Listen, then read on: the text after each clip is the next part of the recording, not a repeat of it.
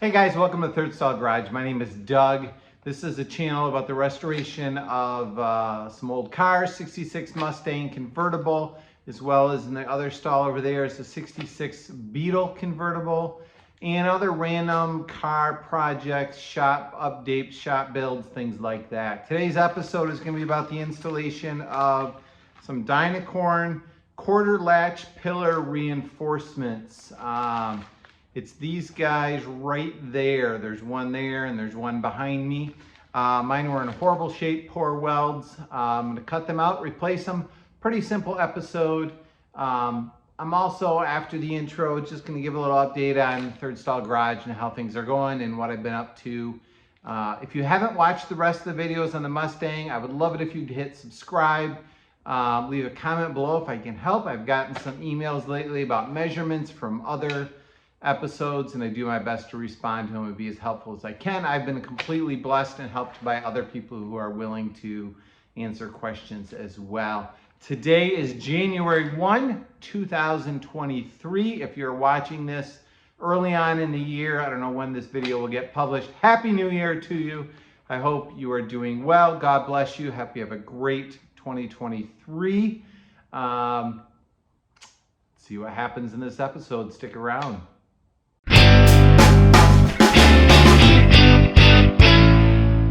Welcome back. So what have I been up to on the Mustang? I have not published any videos in a while, and why is that? Been working on a few other projects. Let me show you on a few of them. Hang on a second. All right, in the other side of the Third Stall Garage is Hendrick. So Dale and I and Ron are working on restoring the 66 convertible Beetle. We're in the process of sandblasting it. We've got a lot of welding to do. Frankly, that's been a little bit more of a top priority to make progress on that. So that project will continue. We work on it every Wednesday. But I've had a few other projects going on. My daughter has a Subaru that had some head gasket and head problems. Oh, that's bolted down.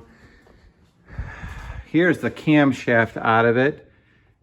That's not supposed to be like that. So that was a project that took a little while. In getting ready for working on that, I picked up an old engine stand that I cleaned up and repainted to get ready, because my daughter and I are going to be working on fixing up this car, which we've nicknamed Ruby. Her first Subaru was Subaru, nicknamed Roo.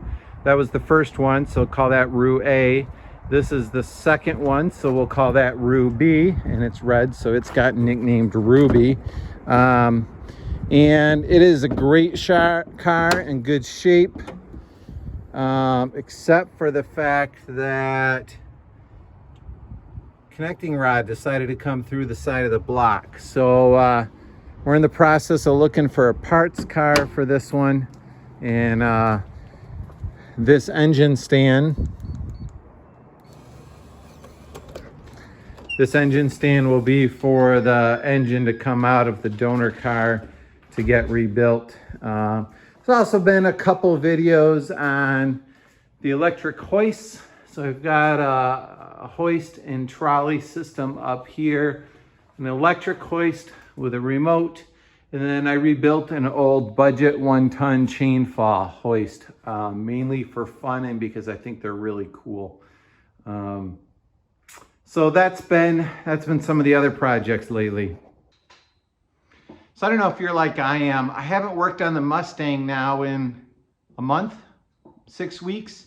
And the longer I go, the bigger there's like an emotional hurdle for me to get back into it again. And I almost kind of feel like putting the car away and not working on it. And I don't know why, it seems a little overwhelming to get back at it again. And so now that Christmas and Christmas break is past and my daughter's car is back on the road, I've got some time in between our Third Stall nights working on Hendrick, the Beetle convertible, to get going on the Mustang again.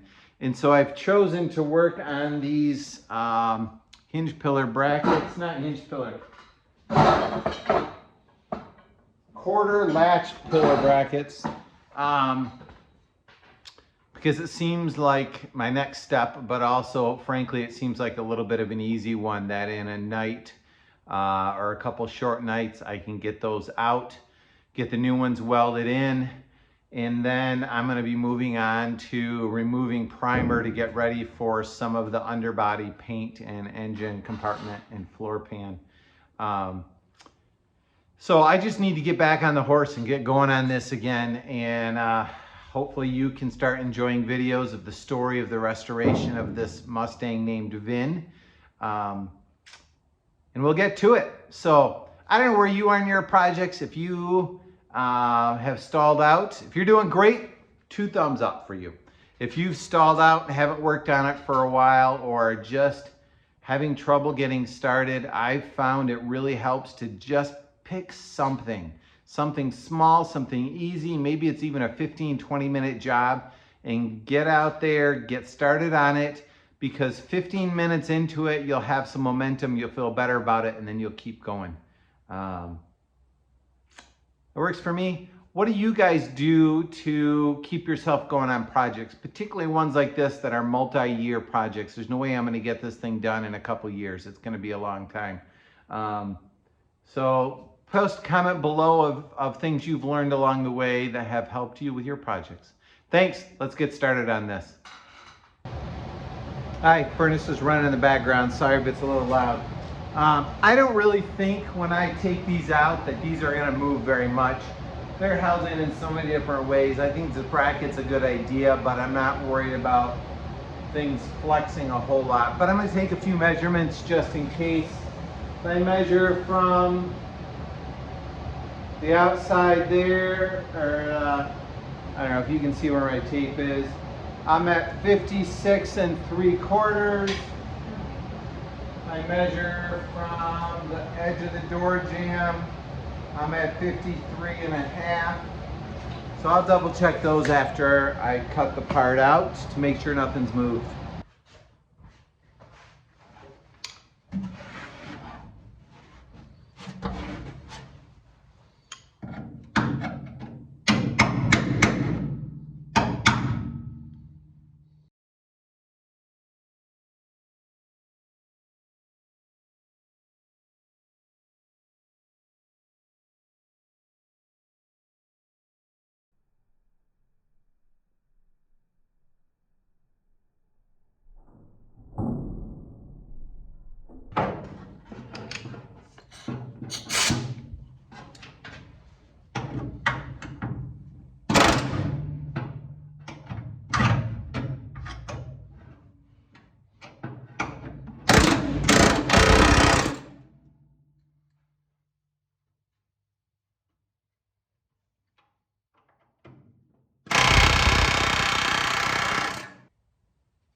Hi, I think I may have just done that classic think you hit start when you actually hit stop, and I missed a bunch on video. So ground these spot welds off, cleaned it up.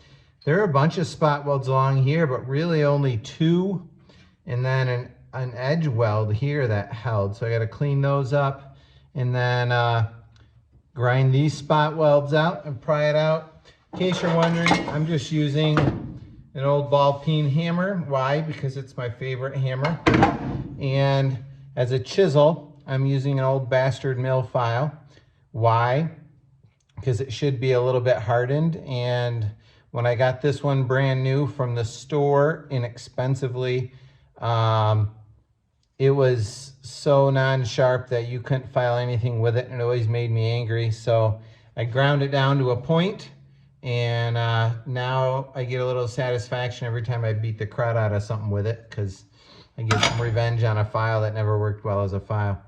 So it works good as a pry, chisel, bar type thing, and then every once in a while I just grind a new point on it. So let's get to work on this one on this side.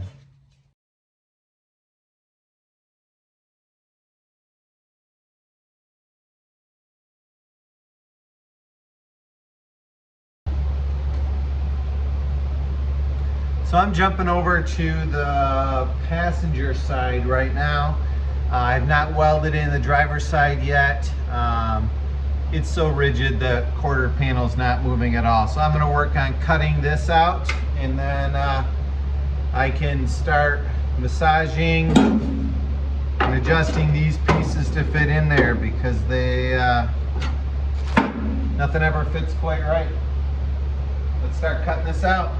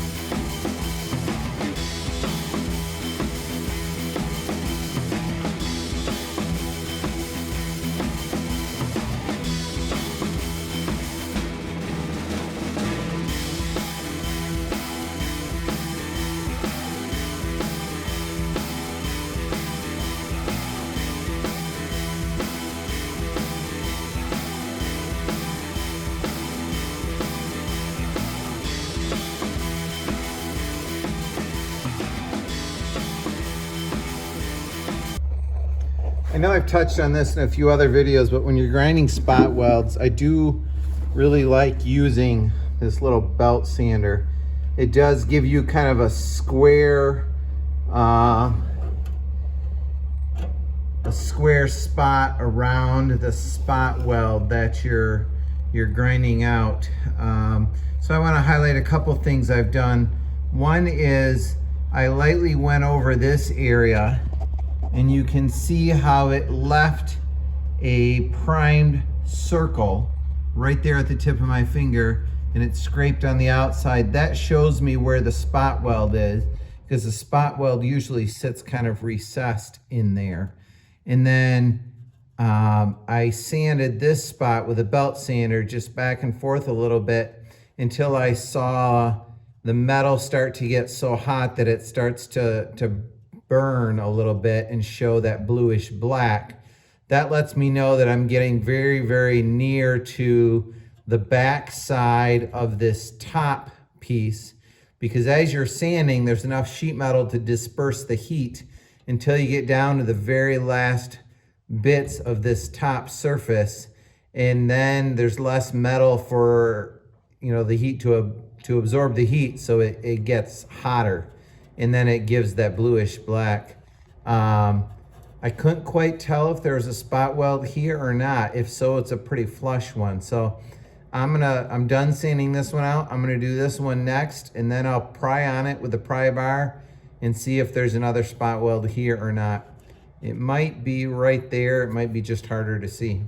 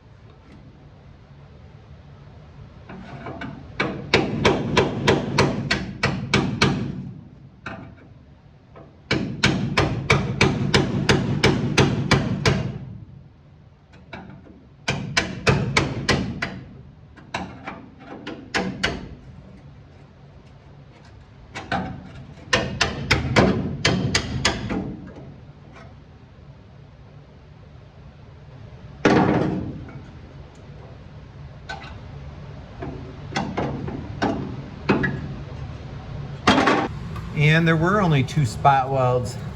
The reason I like doing it this way, as opposed to drilling it out, is I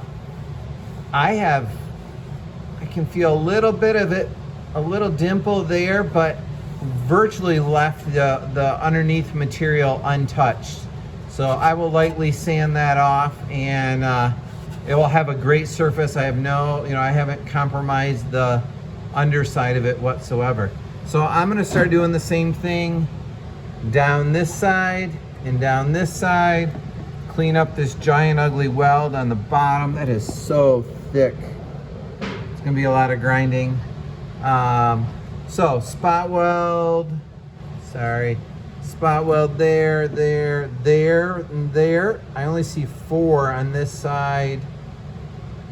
This side's a little harder to see. I'm gonna have to maybe start prying this off until I see where the spot weld is.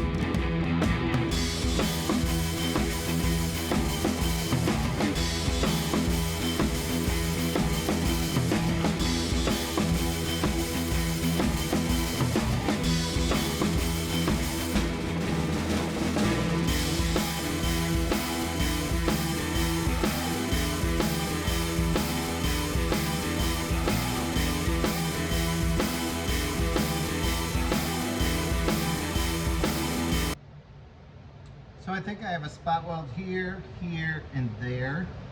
I'm gonna do the same thing I did on the other side, so I'm not gonna bore you with the details, but we'll peel that sucker off. Let's see how I did at grinding those off, whether I took enough off. That one's pretty good. Not much left of that one. See if I can get in below it here.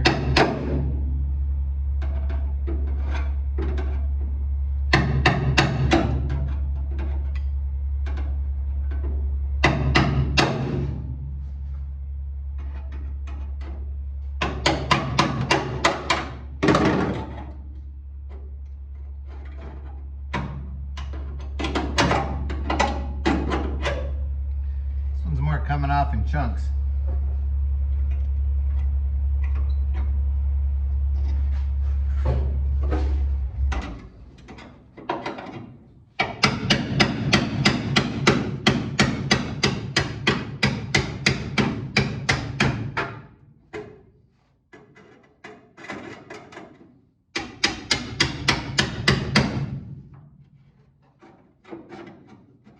She's coming.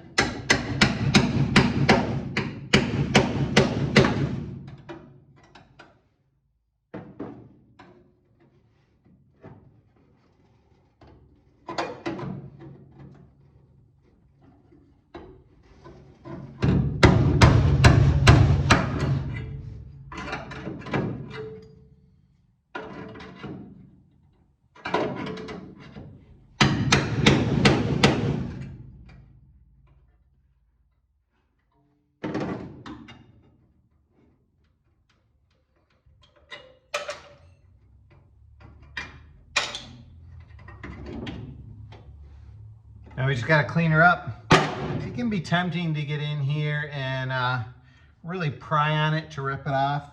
I can tell that I bent this part a little bit. For this part of the car, I can bend it back with a hammer and dolly, but you got to be careful when you're stretching material to just be careful. Not too hard. If I can do it, you can. All right, time to clean it up. Test fitting the bracket. You know, nothing ever fits. Rarely do things fit perfect, and that's okay. It's the way it is.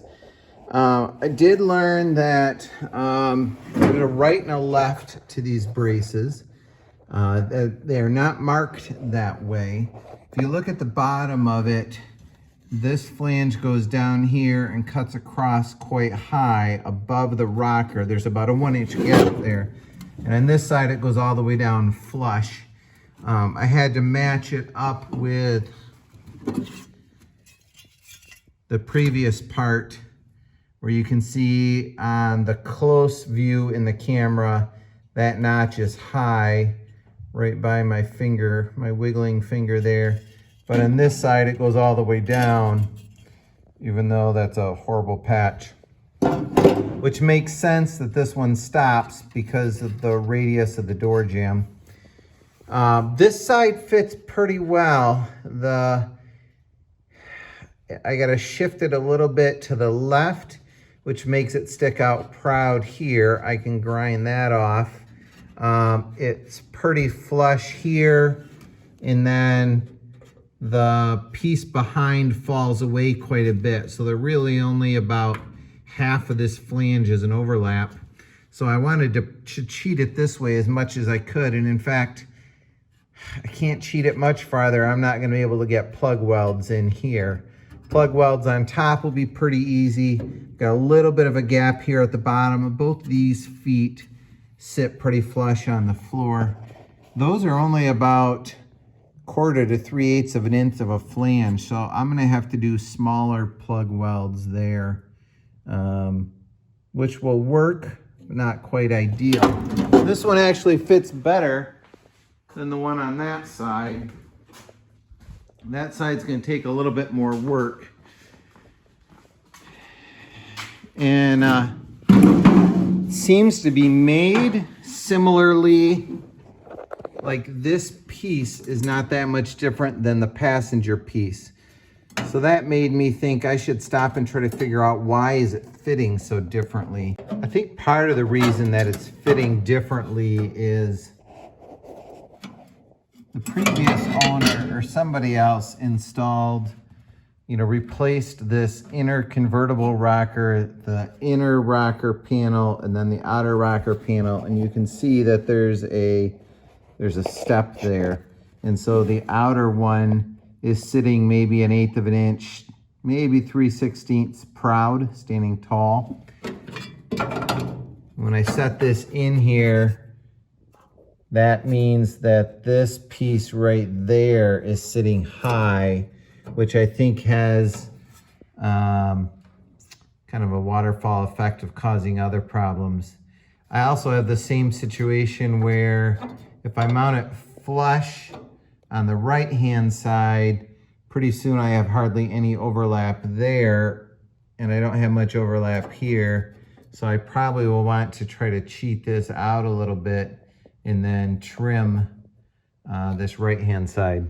So I'm gonna start modifying these, and once they're fitting better, I will clean this up, weld through primer it, drill my plug welds, and clamp it all tight in place. On this side particularly, I will need to make sure I clamp it really tight and probably hammer and dolly this a little flatter. It's getting closer. So I've kind of twisted this bracket a little bit to get it to sit on this side. I also needed clamps to kind of hold it in place. Fits on the top. I did notch out the bottom a little bit, which helped. A few more challenges I'm facing. One is you can see that there's a gap right here, the front, but on the back, sorry, my finger's in the way. In the back right here, it's closer to flush, so the angle of this doesn't match that. I may end up flattening this, unbending this flange, and then rebending it to match the parallel of that on both sides. That will hopefully drop it down here so this gap goes away a little bit. Another challenge I've got is this bracket here that is part of the mount for the window mechanism. This inner fender well was replaced, and they never attached this. So you can see that there's just a little wing of metal there. I may need to drill a hole here if I can get a drill bit in there somehow, and then plug weld through it or weld on the side here to get that attached. I have a similar but a little bit bigger issue. Bear with me.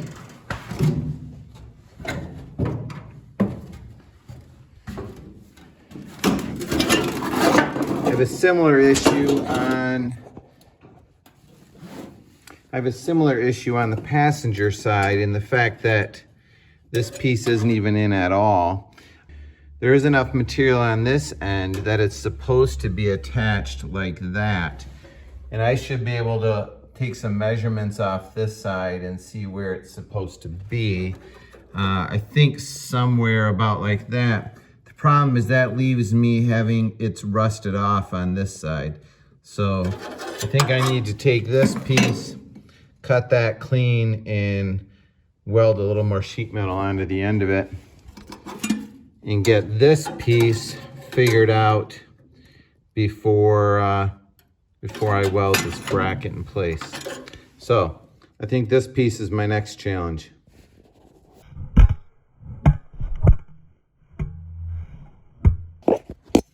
Don't drop your phone. To extend this small tab, grabbed an old piece of sheet metal. I think it's a chunk of a Mustang fender. Ground it clean. Cut it off with the snippers that kind of twisted it. Put it on the back of the vise, pounded it flat, and then put a little bend in it to match the little bend in that. I'm using a rather worn down flap disc to clean this up, being real careful not to take more off really than just clean it up and the primer that's on it. This is an original piece. You can see the stamping on it there. I don't know what it means. 32632. No idea what that means. If you know, post a comment below. So I'm going to clean this up, then I'll get ready and weld that together.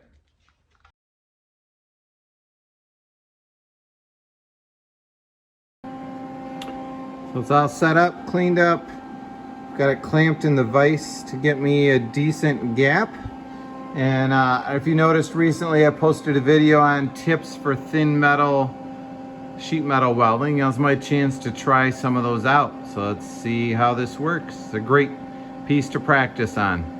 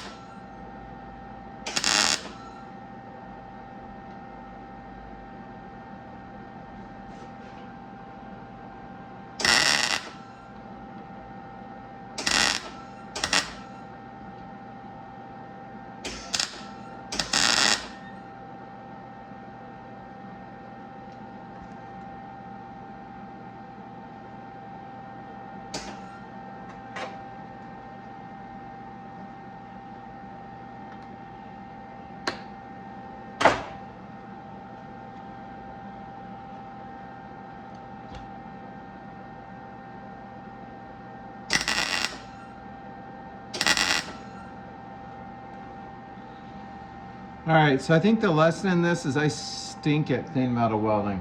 I gotta get better at this. Out of 1, 2, 3, 4, 5, only 2 of them were halfway decent. So I gotta get better at this. Time to clean this up and try again. All right, try number 2. Cleaned up the back side.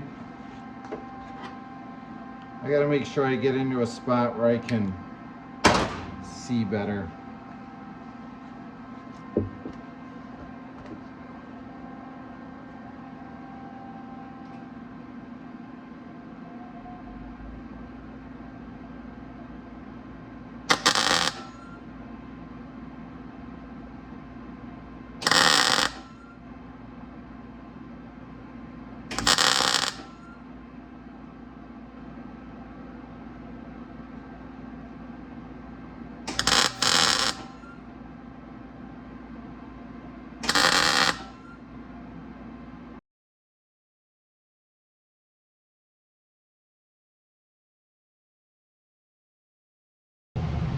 That is a little bit better.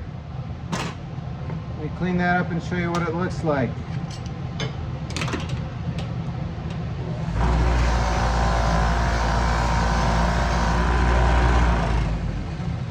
I'm not saying that's fantastic, but it's at least better.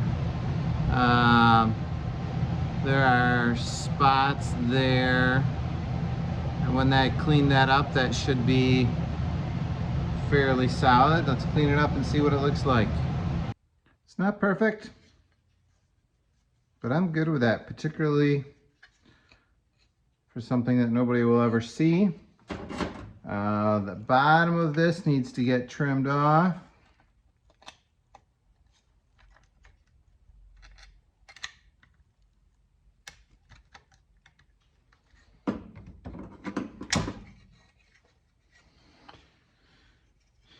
My top isn't quite square either, although I don't think that matters one bit.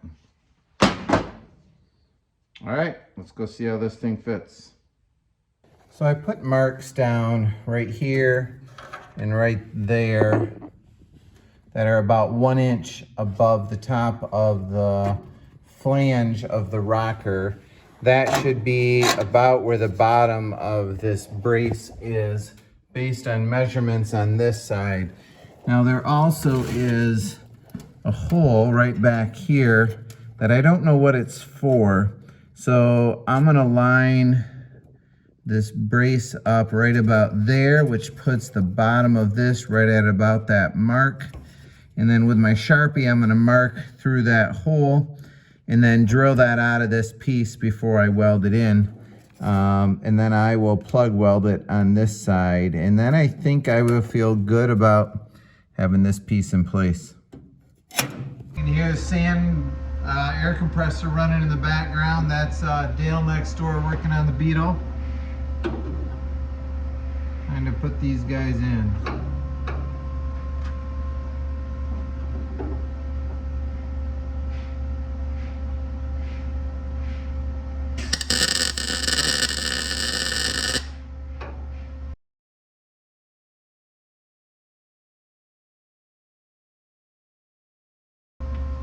So I should have added this to my tips for welding. After years, I finally replaced the plexiglass on the cover and on the inside. Oh my goodness, I can see so much better. Should have done that a long time ago. All right, I'm gonna move this clamp down so I make sure I pull it nice and tight. And I'm gonna put another weld in there.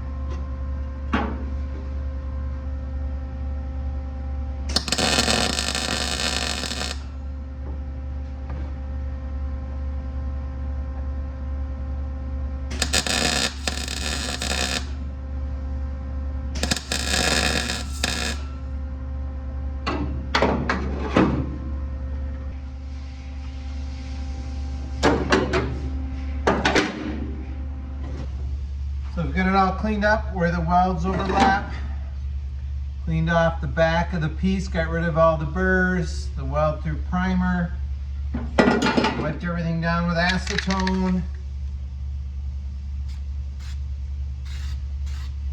Now a light layer of 3M weld through primer. Just to get a little protection on the back of that. Inside of the car, I'm not really ever going to drive it in rain. No, I'll drive it in rain. I hope to not drive it in rain too often. Obviously, I'm putting a little weld through primer on the bare spots. A little bit on my hand for good luck.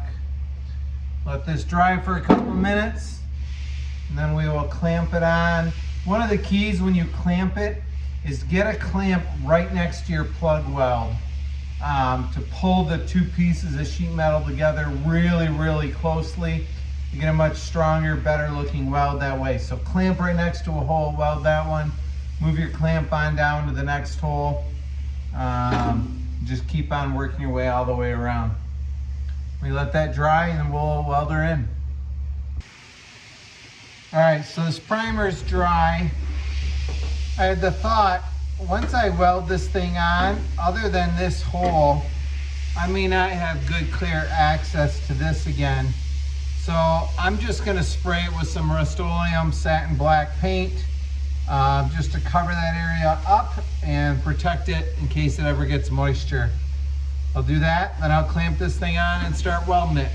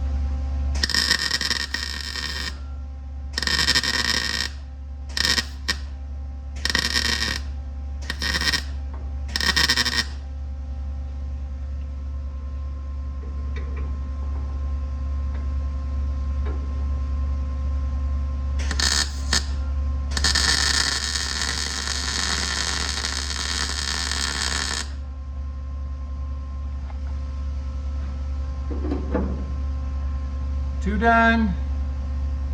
Gotta replace my flashlight battery. 1, 2, 3, 4, 5, 6, 7, 8, 9, 10, 11, 12, 13, 14, 15, 16, 17, 18, 19, 20, 21 to go. This is fun. I like doing this, especially when it goes well. All right, so I'm gonna move my clamp down and just make sure this is squished together really well. Get your clamp pretty close to the hole.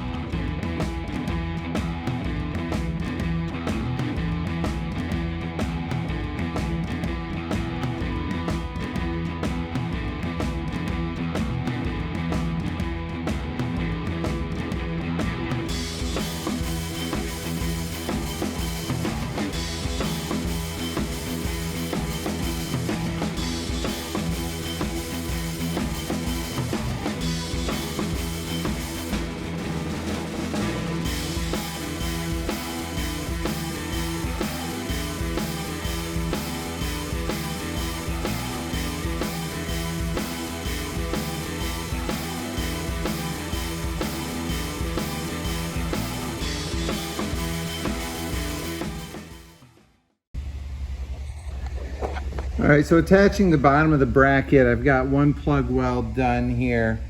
And that one's sitting nicely. These two, I feel like the camera doesn't show it quite well, but they're just there's a little bit of a gap there that you can see. What I've learned is when one plug weld is done, if you take your hammer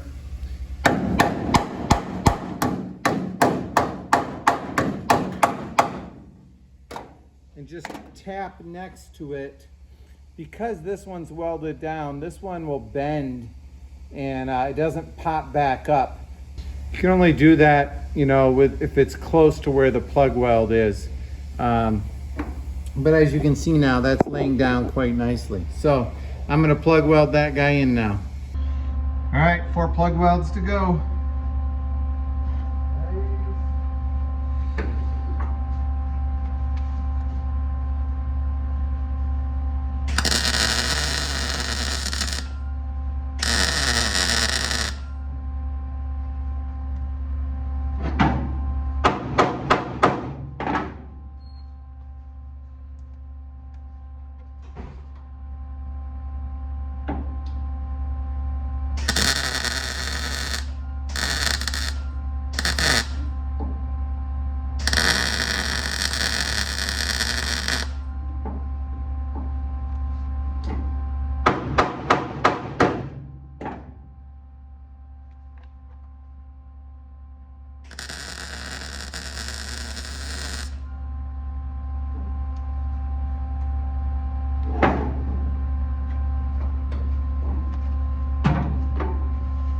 I'd give that 3 thumbs up if I had another thumb.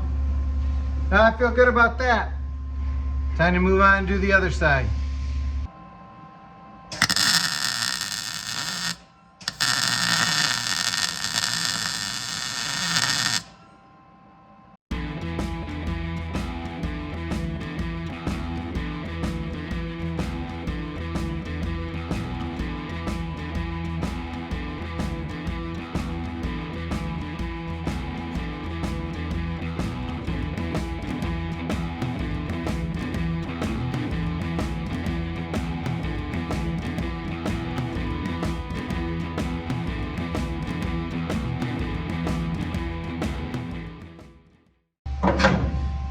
right, for these 4 plug welds in the front, did not obviously fit all the way in sitting flush on the rocker, so my plan was to drill those and then just roll the edge down.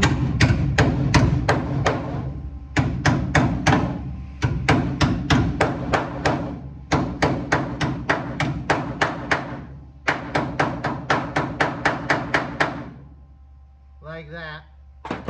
I'm going to do those 4 plug welds. Those will be the last ones. I like it when jobs go well.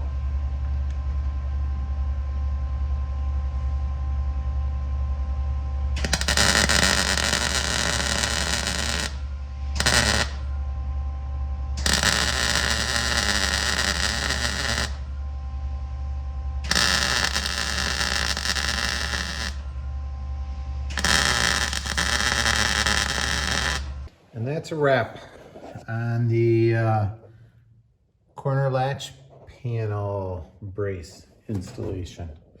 Happy with the way they came out. Feel good about that. So that wraps up this episode on the restoration of the 66 Mustang convertible named Vin. I need to figure out what's next on this. I think that's primarily the end of the unibody structural work. I think maybe my next task will be to get ready to remove the primer that's on here. I'm a little bit dreading that job because I think I need to use like lacquer thinner or acetone and probably spend hours scrubbing. And then do maybe epoxy primer and satin black on the inside floor, the underbody, the engine compartment, trunk. Maybe not trunk, I don't know. That all is a brand new learning curve for me. Never used a paint gun in my life. Don't know how to mix paint. Need to change this third stall into a paint booth. I've got thoughts on that. So I got some learning to do. If you have strong ideas as to what's next or what steps I should go about or what I might be critically missing, feel free to send me an email to thirdstallgarage@gmail.com. That's 3RD stallgarage@gmail.com, or leave a comment below, but whatever's easiest. That would be great. Thanks for watching. Have a great day. Be kind to one another, and God bless.